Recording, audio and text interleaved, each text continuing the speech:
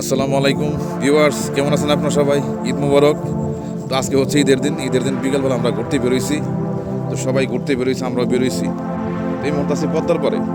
তো পদ্মার পাড়ের যে সৌন্দর্যটা আপনারা এখানে এই মুহূর্তে দেখতে পাচ্ছেন, কি একটা পরিবেশ এই মুহূর্তে আমরা আছি।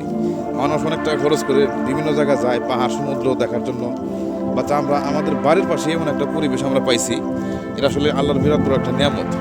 এটা হচ্ছে ঢাকা জেলার নবগঞ্জ থানার পদ্মার পাড়। তো আপনারা চাইলে আসতে পারেন এখানে। দেখেন আসলে কত সুন্দর পরিবেশ, এত সুন্দর পরিবেশ। এই যে পিছনে আছে মাটি কেটে উঁচু করে রাখা হয়েছে, দেখলে মনে হয় ইন্ডিয়ান বর্ডার। অনেকদিন পর্যন্ত বিস্তৃত এই মাটি কাটার ওই ইগুলা। তো এই মুহূর্তে আমরা হাঁটতেছি আর কি। কত সুন্দর পরিবেশ। হ্যাঁ, জাহাজ বন্দরের ব্যবস্থা আছে এখানে। বিভিন্ন জায়গা থেকে জাহাজ আসে, তখন এই যে সমস্ত রশির মধ্যে জাহাজ বাঁধা হয় আর কি। তো নদীর পাড় এই মুহূর্তে যে পরিবেশ ধারণ করেছে সেটা হচ্ছে যে মানে সমুদ্রের মতো বলতে গেলে। আপনারা দেখতে পাচ্ছেন ওপার সহজে ভালো মতো দেখা যাচ্ছে না। হাঁটতেছি,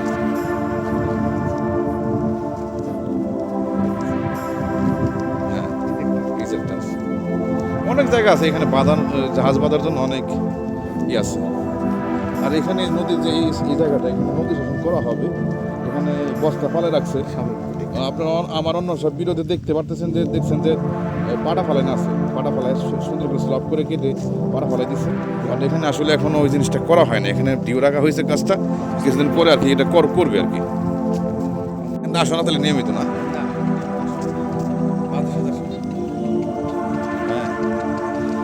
আমারও ইচ্ছা যে অন্তত সপ্তাহে একদিন যদি আসা পারতাম, আসলে সুযোগ হয় না। হ্যাঁ, ভিউয়ার্স, অনেকটা রাস্তা হাঁটার পর আমরা প্রায় দুলসুরার কাছাকাছি। তো দুলসুরার এই পরিবেশটা আপনারা দেখেন, এই দৃশ্যটা, এখানকার পরিবেশটা আর অনেক সুন্দর।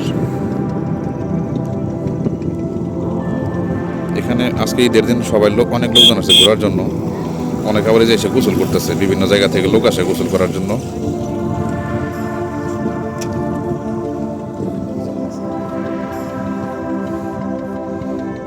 আমরা একটু হাঁটতে থাকি, আসো।